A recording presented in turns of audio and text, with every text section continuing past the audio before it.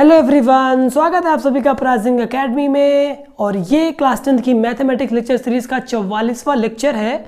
हम लोग 44th lecture पे आ गए हैं। और पिछले लेक्चर में मैंने आपको विविक्तकर के बारे में बताया था, है ना।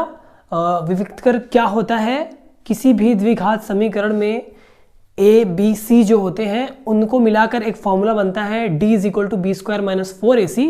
तो इस चीज़ को हम लोग उस द्विघात समीकरण का विविक्तकर कहते हैं, है ना। और इस विविक्तकर की हेल्प से हम लोग पता करते हैं कि किसी भी द्विघात समीकरण के जो रूट्स होते हैं, जो मूल होते हैं, वो काल्पनिक है या वास्तविक है ना। इतनी चीज़ हम लोगों ने देखी थी और इससे रिलेटेड मैंने आपको 2-3 एग्जाम्पल्स करवाए थे, है ना। आज मैं आप लोगों को पहले तो एनसीईआरटी के 2 क्वेश्चंस करवाऊंगा जो एक्सरसाइज 4.3 से हैं और इसी विविक्तकर और द्विघाती सूत्र जो आपका है क्वाड्रेटिक फॉर्मूला, उससे रिलेटेड ये दोनों क्वेश्चंस रहने वाले हैं। ओके, और क्वेश्चंस के बाद मैं आपको बताने वाला हूँ विविक्तकर की इंपॉर्टेंस क्या होती है, how do we apply the concept of discriminant for finding the nature of roots, है ना। जो मूल होते हैं उनकी प्रकृति के बारे में विविक्तकर का क्या योगदान है, ये हम लोग देखने वाले हैं। ओके, तो बिना लेट किए हुए हम लोग चलते हैं सीधे एनसीईआरटी के एक्सरसाइज 4.3 में। ओके, क्वेश्चन मैंने लिख दिया है 9th क्वेश्चन। ये क्वेश्चन रिलेटेड है टाइम एंड वर्क से, है ना। ओके, क्वेश्चंस पढ़ते हैं हम लोग। 2 पानी के नल एक साथ एक हौज को 9 सही 3/8 घंटे में भरते हैं। बड़े व्यास वाला नल हौज को भरने में छोटे व्यास वाले नल से 10 घंटे कम समय लेता है। प्रत्येक नल द्वारा अलग से हौज को भरने का समय ज्ञात कीजिए। ओके, तो अब इस क्वेश्चन को करने में आपको यूज लेनी पड़ेगी 2 चीज़ों की। पहला, आपको रीजनिंग करनी आनी चाहिए कि आप इस दिए हुए डाटा से एक द्विघात समीकरण बना पाएंगे या नहीं। ओके, अगर आपको ये द्विघात समीकरण बनाना आ गया, तब दूसरी चीज़ आपको देखनी है कि आप इस द्विघात समीकरण को हल कैसे करेंगे, है ना। तो हम स्टेप बाय स्टेप इसको देखते हैं कैसे करना है। ओके, पहले मैं इसको डिवाइड कर देता हूँ बोर्ड को। सॉल्यूशन देखो, हमें निकालना क्या है, प्रत्येक नल द्वारा अलग से हौज भरने का समय ज्ञात करना है ना। 2 टाइप के नल हैं, एक नल का जो व्यास है मतलब कि डायमीटर वो बड़ा है और दूसरे का जो डायमीटर है वो छोटा है। और क्वेश्चन में कंडीशन है कि बड़े डायमीटर वाला नल छोटे डायमीटर वाले नल से 10 घंटे कम समय लेता है ना। बड़े डायमीटर वाला नल है उसकी जो वैल्यू है वो छोटे वाले डायमीटर नल पे डिपेंड कर रही है, तो हम जो मानेंगे वो छोटे डायमीटर की मानेंगे वैल्यू। ओके, माना, देखो ये जो मानने वाला केस है ना, ये बहुत ही सोच समझ के मानना चाहिए। अगर मानने में गलती हो गई तो क्वेश्चन भी गलत हो जाएगा। आपको 2 वेरिएबल्स अगर दिए हैं तो एक चीज जिस दूसरे चीज पर निर्भर कर रही है तो उस दूसरे चीज को हम लोग मानते हैं। ओके, चलो, माना छोटे व्यास वाले नल द्वारा हौज को भरने में लगा समय बराबर x घंटे। ओके, हमने मान लिया जो छोटा वाला नल था उसने x घंटे में टोटल एक हौज भर दिया। हौज मतलब आप टंकी समझ सकते हैं। ओके, अब कह रहा है कि जो बड़ा वाला है वो छोटे वाले से 10 घंटे कम लेगा, है ना। तथा नहीं अतः होगा।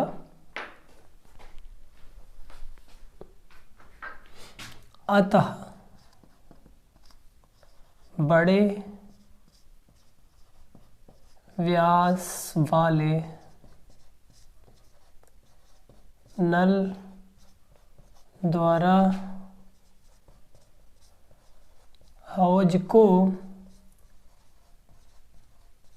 भरने में लगा समय, ये कितना हो जाएगा, इस वाले से 10 घंटे कम, है ना, x - 10 घंटे। ओके, अब हमें एक कंडीशन दी हुई है कि एक साथ हौज को 9 सही 3/8 घंटे मतलब 9 घंटे और 3/8 घंटे में भर रहे हैं, तो इसका यूज करना है। उसका यूज करने के लिए सबसे पहले हमें इन दोनों मानों से कुछ डाटा कलेक्ट करना पड़ेगा। वो क्या कलेक्ट करना पड़ेगा, देखो। तो अब अगर एक हौज को भरने में x घंटे लगते हैं, मतलब जो छोटे व्यास वाला नल है x घंटे में हौज को भर देता है, तो 1 घंटे में हौज का कितना भाग भरेगा? सोचो, अगर आप कोई काम 4 घंटे में करते हैं तो 1 घंटे में उस काम का कितना पार्ट करेंगे? 1/4, है ना। तो इसी तरह अगर ये छोटे व्यास वाला नल हौज को x घंटे में भरता है तो 1 घंटे में हौज को 1/x भाग भरेगा, है ना। 1 घंटे में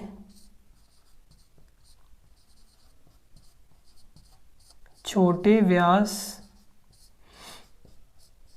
वाले नल द्वारा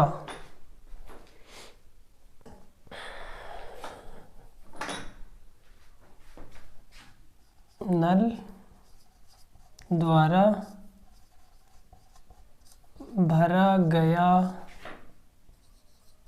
हौज कितना हो जाएगा? 1/x, है ना, क्योंकि इसने x घंटे में पूरा भरा तो 1 घंटे में 1/x भरेगा। इसी तरह बड़े व्यास वाले का कैसे हो जाएगा? तथा 1 घंटे में बड़े व्यास वाले नल द्वारा भरा गया हौज, ये कितना हो जाएगा? 1/x-10। एग्री करते हो ना? ओके, अब इन दोनों ने 1-1 घंटे में इतना भरा। ओके, अब कह रहा है क्वेश्चन में कि अगर दोनों नल को साथ चला दो तो ये दोनों मिलकर 9 सही 3/8 घंटे में भर डालेंगे। प्रश्नानुसार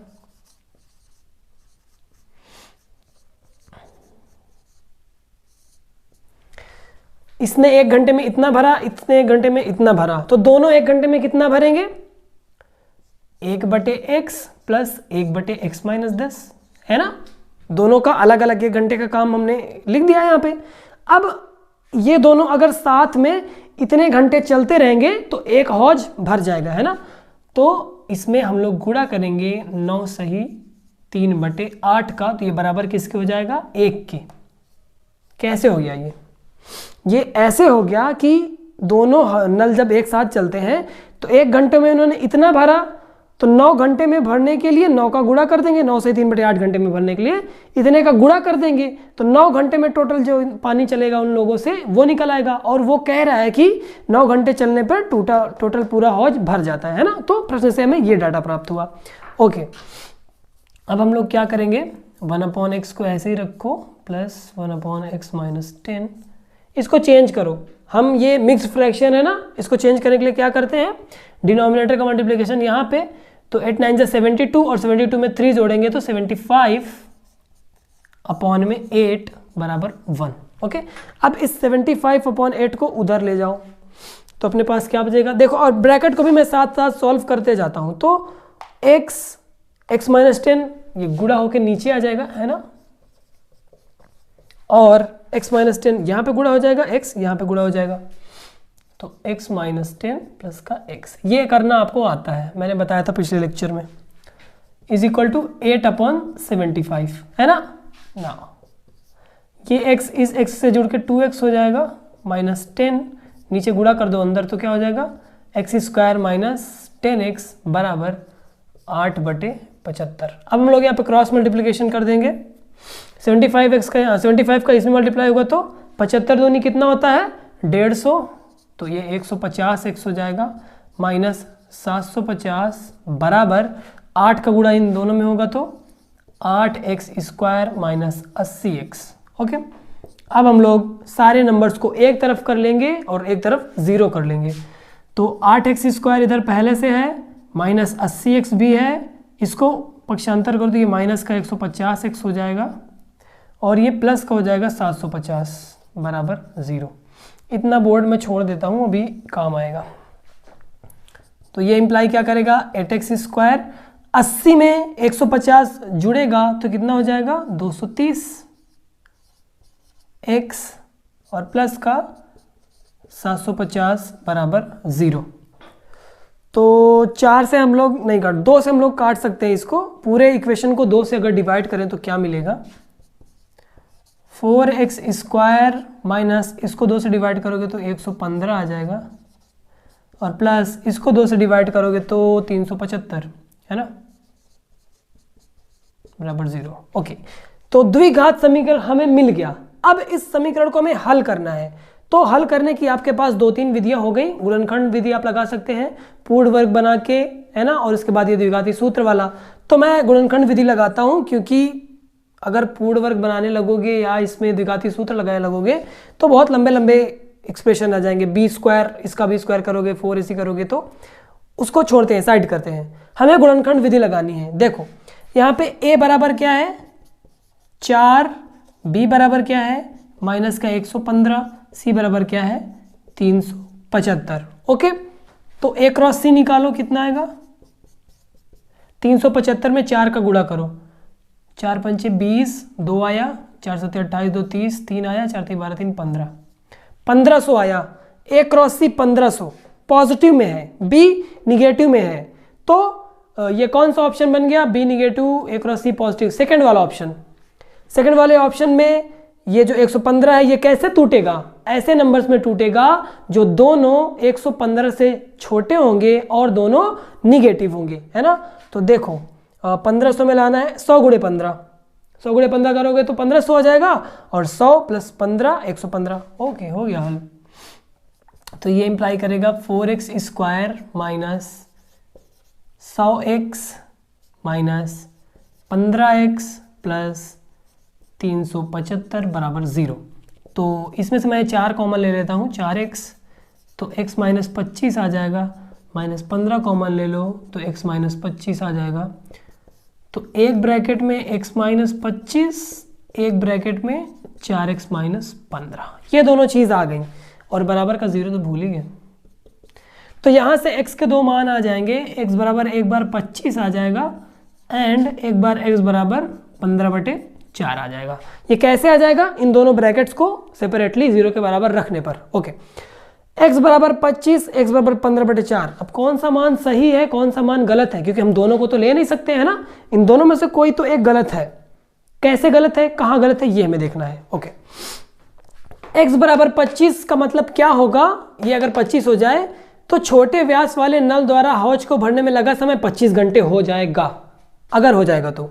अगर x बराबर 15/4 ले लें तो ये क्या बोलेगा कि छोटे व्यास वाले नल द्वारा हौज को भरने में समय बराबर क्या हो जाएगा 15/4। 15/4 ये छोटे नल से भरा जाएगा, लेकिन क्वेश्चन में क्या दिया हुआ है, जब दोनों नल साथ चलेंगे तब 9 घंटे से ज़्यादा टाइम लगेगा, और जब ये अकेले नल चलेगा तब तो 9 घंटे से और भी ज़्यादा टाइम लगेगा ना, 9 घंटे से कम का तो कोई चांस नहीं है। सोचो 2 नल मिलकर एक टंकी को मान लो 9 घंटे के लगभग भरते हैं, तो अकेला नल जब उस टंकी को भरेगा तो 9 से ज़्यादा टाइम ऑब्वियसली लगेगा ना। तो इसका मतलब इसको हम नहीं ले सकते। क्यों नहीं ले सकते, क्योंकि ये 9 से छोटा है, 4 3 12, 4 7 28, ये तो 3.5 घंटे के आसपास आ रहा है, तो ये वाली वैल्यू गलत हो जाएगी। तब हम x का ये वाला मान लेंगे, है ना। मैं यहाँ पे रीज़न लिखे दे रहा हूँ, x बराबर 15/4 अमान्य है, क्योंकि दोनों नलों द्वारा हौज को भरने में जो लगा समय है वो कितना है, 9 सही 3/8, है ना। तो ये वाला समय इस वाले समय से छोटा होना चाहिए। ओके, तो x बराबर 25 मिल जाएगा हमें, अतः x बराबर 25। तो अगर x बराबर 25 हो गया तो मतलब छोटे व्यास वाले नल द्वारा हौज को भरने का समय क्या हो गया 25 घंटे, और बड़े व्यास के द्वारा क्या हो जाएगा 25 माइनस 10, यही है ना, हाँ 25 माइनस 10 मतलब 15 घंटे। तो आपके जो दोनों आंसर आ गए, एक ये आ गया और एक ये आ गया, है ना। फर्स्ट क्वेश्चन में ही मैंने इतना टाइम ले लिया। खैर, अगर आपको समझ आ गया तो मेरा टाइम वसूल हो गया। ओके, तो ये था फर्स्ट क्वेश्चन। इसको हम लोग सॉल्व करने के लिए बस सबसे पहले क्वाड्रेटिक इक्वेशन बनाया, फिर उस क्वाड्रेटिक इक्वेशन को हल करने के लिए हमने फैक्टराइजेशन मेथड का यूज़ किया। उसके बाद जो वैल्यू गलत थी x की उसको डिस्क्वालीफाई किया और जो वैल्यू सही थी उसको लिख के आगे हमने अपना काम कर लिया। ओके, अब मैं नेक्स्ट क्वेश्चन बताता हूँ इसी एक्सरसाइज से, जो नेक्स्ट क्वेश्चन भी काफ़ी इंटरेस्टिंग है, जो क्वेश्चन नंबर 10 होने वाला है। तो नेक्स्ट क्वेश्चन हमारा जो है वो स्पीड और डिस्टेंस से है। पिछला टाइम एंड वर्क से था, ये स्पीड और डिस्टेंस है ना। आपको 2-3 टाइप के क्वेश्चन ही मिलेंगे। देखो, पहला टाइम एंड डिस्टेंस, दूसरा टाइम एंड वर्क पहला, दूसरा स्पीड एंड डिस्टेंस, तीसरा बोट वाला, और चौथा वो देगा एज वाला, है ना, किसी पुरुष की एज उसकी बेटी की एज के 2 गुनी है ना, इस टाइप के क्वेश्चन। और एक देगा अंश और हर वाला, किसी भिन्न में अंश हर से 4 गुना है, इस टाइप के क्वेश्चन देगा। तो यही 5-6 टाइप के क्वेश्चन हैं जो घुमा घुमा के आपसे पूछे जाएंगे, लेकिन सब में कॉन्सेप्ट अलग अलग लगेगा, है ना। तो ये क्वेश्चन देखते हैं क्या कहता है। मैसूर और बेंगलोर के बीच 132 किलोमीटर यात्रा करने में एक एक्सप्रेस ट्रेन सवारी ट्रेन से 1 घंटा कम समय लेती है। जाहिर सी बात है, एक्सप्रेस ज़्यादा तेज चलेगी।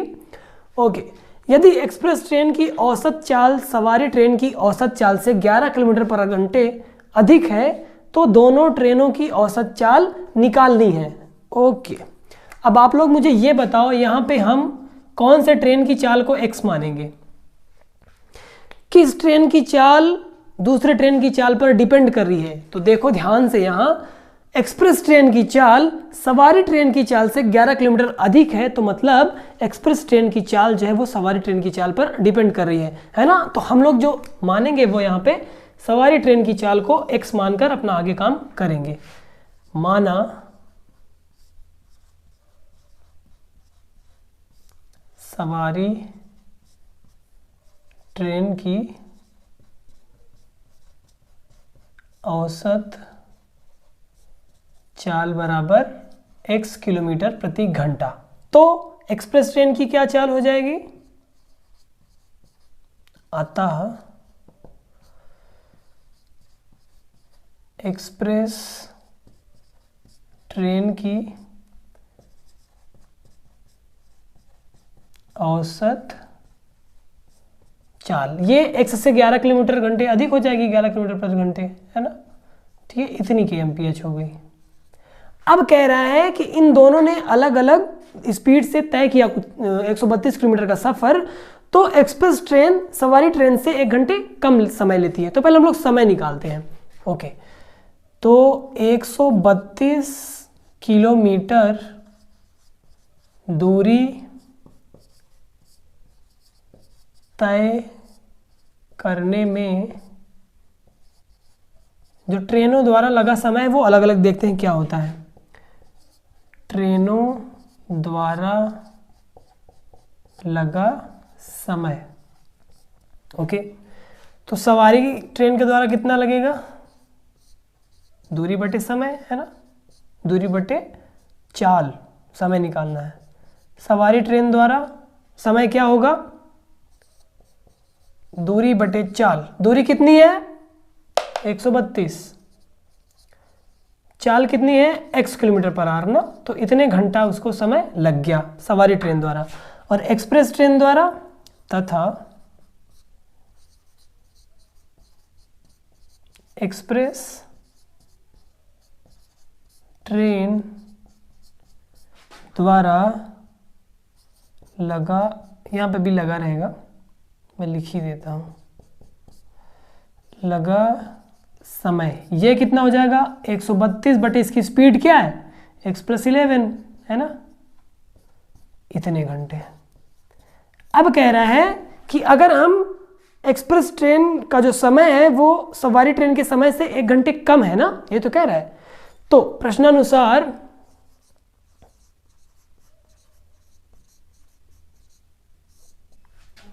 क्या हो जाएगा?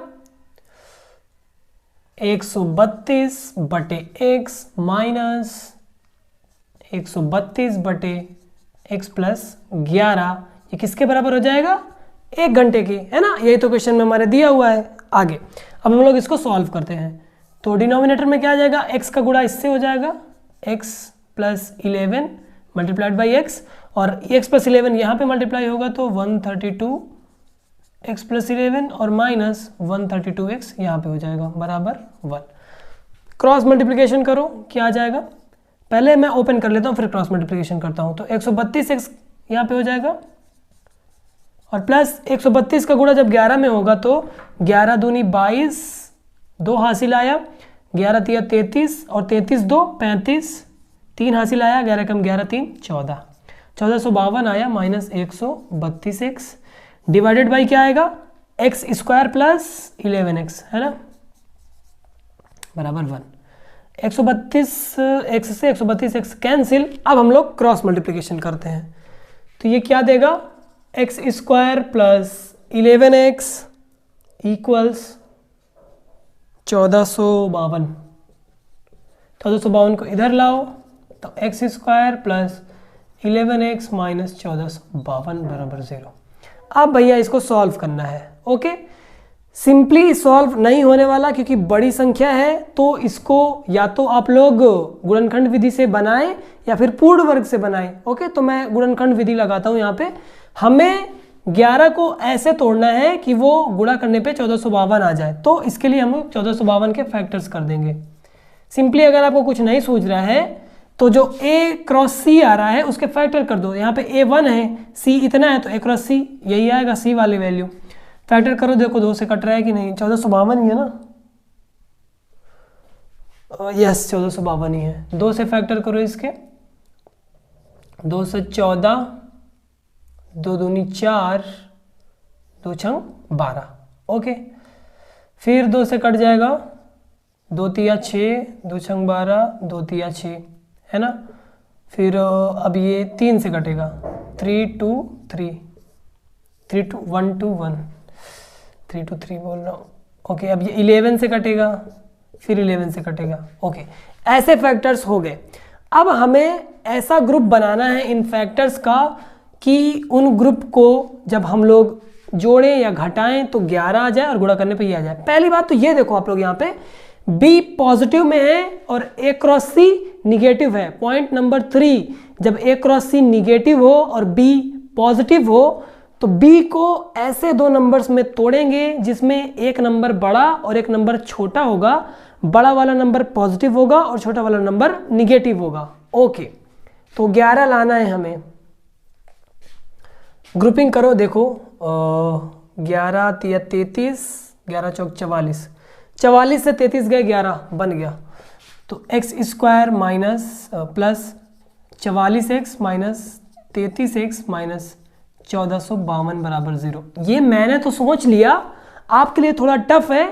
कब आएगा? जब आप लोग प्रैक्टिस करते रहोगे, है ना। लगातार प्रैक्टिस से आपको ये आ जाएगा। Practice makes a man perfect, also a women. Okay, चलो x कॉमन ले लो, x प्लस 44 आ गया, माइनस 33 कॉमन लोगे तो x प्लस 44 ही आना है, ये बनी बात है। अब इतना नेचुरल हो गया है। तो एक ब्रैकेट में x माइनस 33 आया और दूसरे ब्रैकेट में x प्लस 44 आया बराबर 0। तो यहाँ से x के दो मान मिले, x बराबर 33 एंड x बराबर माइनस का 44। ओके, अब कौन सा आंसर ये हमें देखना है। x वैसे था क्या? ट्रेन की चाल थी ना। अब किसी ट्रेन की चाल निगेटिव तो हो नहीं सकती, है ना। ये कट कर देंगे हम लोग, तो x बराबर 3, 33 ये सवारी ट्रेन की चाल हो जाएगी। तो सवारी ट्रेन की औसत चाल क्या आ जाएगी? 33 किलोमीटर प्रति घंटा। तो एक्सप्रेस ट्रेन की क्या चाल आ जाएगी? एक्सप्रेस ट्रेन की औसत चाल, ये क्या है? x प्लस 11 है ना। यस, तो x plus 11 that means 33 plus 11 that means 44 kilometre प्रति घंटा। ये आपका आ गया आंसर, है ना। तो मेन प्रॉब्लम हमें कहाँ पे आई थी? ये फैक्टराइजेशन करने में। अब गुणनखंड करना आप लोग सीख जाइए। मैंने बोला था ना, कई सारे क्वेश्चंस खुद से लेके ट्राई करो, और आपकी जो नोट वो जो चलती है आपकी क्लास बुक, उससे भी आप लोग ट्राई करेंगे तो आपको ये आ जाएगा। ओके, ये थी पूरी एक्सरसाइज के बारे में। अब जो इसके बाद एक और क्वेश्चन है, वो क्वेश्चन आप लोग खुद से कर लोगे, और अगर नहीं आता है तो कमेंट कर दो, मैं बता दूंगा उसका answer. So this was all about the exercise 4.3। अब हम लोग आगे बढ़ने वाले हैं, पढ़ने वाले हैं विविक्तकर के क्या क्या प्रॉपर्टीज़ होती हैं। विविक्तकर का यूज़ करके हम किसी द्विघात समीकरण के जो मूल होते हैं उनको कैसे प्रेडिक्ट करेंगे, है ना। तो इसको मैं साफ करके अब विविक्तकर की तरफ बढ़। नेचर ऑफ रूट्स, तो ये चारों पॉइंट्स मैंने लिख दिए हैं बोर्ड पे। पूरे जो भी द्विघात समीकरण के रूटों की जो प्रकृति होती है, मूलों की प्रकृति, वो इन्हीं 4 पॉइंट्स पे डिपेंड करती है। तो क्या है ये मैं समझाता हूँ। यदि ax square plus B X plus C बराबर 0 एक द्विघात समीकरण है और जो डिस्क्रिमिनेंट है वो बी स्क्वायर माइनस 4ac है, ओके, तो द्विघात समीकरण के मूल वास्तविक होते हैं जब डिस्क्रिमिनेंट 0 से बड़ा या बराबर होता है ना। ये तो हमने देखा था, है ना। किसी भी द्विघात समीकरण के मूल वास्तविक होते हैं जब उसका डिस्क्रिमिनेंट 0 से बड़ा या बराबर हो। जब द्विघात समीकरण को वास्तविक रैखिक गुणनखंडों में व्यक्त किया जा सकता है ना, जब उसके गुणनखंड किए जा सकते हैं तभी ना उसके रूट्स जो होते हैं वो वास्तविक आते हैं। ओके, नेक्स्ट पॉइंट क्या है, जो रूट है, जो मूल है, वो वास्तविक नहीं है ना। वास्तविक को हम लोग बोलते हैं एग्जिस्टेंट और अवास्तविक को बोलते हैं हम लोग नॉन एग्जिस्टेंट या इमेजिनरी, है ना। वास्तविक रियल भी बोल सकते हैं। ओके, काल्पनिक होते हैं कब, जब डी जो है वो निगेटिव आ जाए, 0 से छोटा आ जाए। ओके, तीसरा पॉइंट, वास्तविक तथा अलग अलग होते हैं। देखो, वास्तविक की कंडीशन में एक और कंडीशन मिल गई, अलग अलग। दोनों जो हमने मूल निकाले वो अलग अलग हों, कब, जब d जो है 0 से बड़ा हो। यहाँ बराबर वाली कंडीशन हट गई है। ओके, जब d 0 से बड़ा हो तो दोनों मूल वास्तविक भी होंगे और अलग अलग भी होंगे। फोर्थ पॉइंट क्या कहता है, वास्तविक तथा समान दोनों रूट बराबर हो जाएंगे। दोनों मूल कब हो जाएंगे, जब d 0 की इक्वल हो गया। जब विविक्तकर 0 हो गया तो दोनों मूल बराबर हो जाएंगे और दोनों मूल का मान कितना आएगा, -b/2a। धराचार्य वाला सूत्र देखो, सूत्र -b plus minus b square minus 4ac का square root divided by 2a। अगर b स्क्वायर माइनस 4ac 0 हो गया तो -b/2a बचा ना सिर्फ, तो वही है, दोनों मूलों का मान इतना हो जाएगा। एक क्विक एग्जांपल से मैं समझा देता हूँ ये चीज़ कि मूलों की प्रकृति क्या होती है। अगले हम लोग लेक्चर में एग्जांपल्स करने वाले हैं, इसमें मैं तुरंत 2 एग्जांपल्स करवा देता हूँ। चलो, एग्जांपल नंबर 1, 2, जल्दी से 2 बहुपद ले लेते हैं।